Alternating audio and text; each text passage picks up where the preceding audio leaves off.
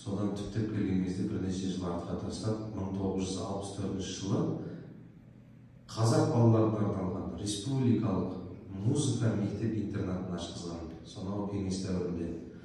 Сол мектеп бүгінге дейін жасап келе жатыр. Биыл 58 жыл болды ол мектепке. Небір атақты дарындылар, Қазақстан халық артистері, еңбек сіңірген қайраткерлер, профессорлар, министрлер, вице-министр, басқасы бар, лекторымыз бар. Мысалға қарасаңыз, небір қазақтың былайша айтқанда өнеріне сондай үлес қосқан аптал азаматтар дайындап шығарды бұл күнде. Сол мектеп туралы айта кетіп, және қосымша бір айта кетейін осы жерде енді. Осы көктем мезгіліне таман ақпан наурыз айларына осы профориентация бойынша осы Маңғыстау өңіріне ат басын бұрып, осындағы дарынды балаларды іріктеп бірден осы жерде конкурс арқылы мектепке қабылдаймыз. Сондай не жүргізейін деп отыр, Алла бұйырса. Сол қандай мамандықтар болады? Бізде жаңа Айкың айтты ғой, енді домбырамен ән айту деген жоқ. Жалпы әннің бәрі бала болған соң ол жерде бізде көп мамандық емес, қосымша ретінде оқытылатындар халық аспаптардан домбыра, қыл-қобыз, прима-қобыз, баян, домбыра, прима, жетіген, мысалы сондай аспаптар бар.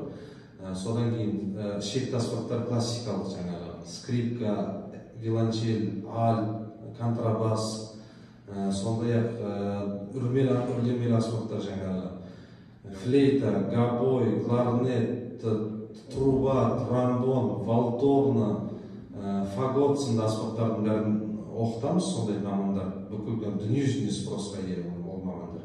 Сондай фортепианодан да керемет осындай мамандарымыз бар. Шығып жатқан лауреаттарымыз өте жетеді. Көп, Құдайға шүкір. Сондықтан ол міне осындай мамандықтарға дайындалсын, балаларды 6 жастан бастап қабылдаймыз.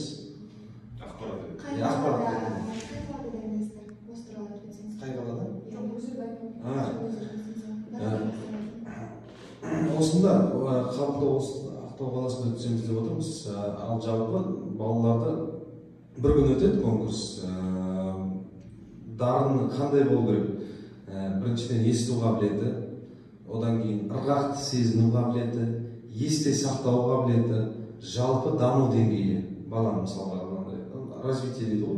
Атың кім, жасың нешеде, мысалға 84-тен 71-ге дейін кері қарай санады. Мысалға баланың ойлау қабілеті, зеректігін, IQ деген сияқты бәрін кішігірім сондай талдау, зерттеу арқылы іріктеп аламыз. Осындай. Ренжімеңіздер, қосылып кетті деп. Бірақ енді жаңа жұбан мектеп туралы айтып отқан соң айта кетейін деген жоқ. Ол бір жағынан өте дұрыс ақпарат болды. Осы қала тұрғындарына да көбісі біле бермейді ғой. Сондықтан облыс тұрғындарына да жалпы өте дұрыс ақпарат болды. Барлықтарыңыз келіңіздер. Біздің енді республикалық деңгейде осы ең үлкен Ахмет Жұбанов атындағы және де Күләш Байсейітова атындағы мектебіміз, Чайковский атындағы колледжіміз бар. Алматыға келіп, осы дарынды жастар келіп, осы мектептерге түсіп, ары қарай осы мектепті тәмамдағаннан кейін міндетті түрде бізде енді консерваториямыз бар.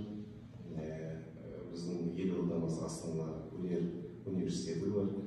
Және Темірбек Жүргенов атындағы ұлттық өнер академиясы бар. Осыған ары қарай оқуларын жалғастырып, Нұркен Нұрғалиев өте дұрыс айтып кетті. Жалпы бұл ақпарат өте керек ақпарат.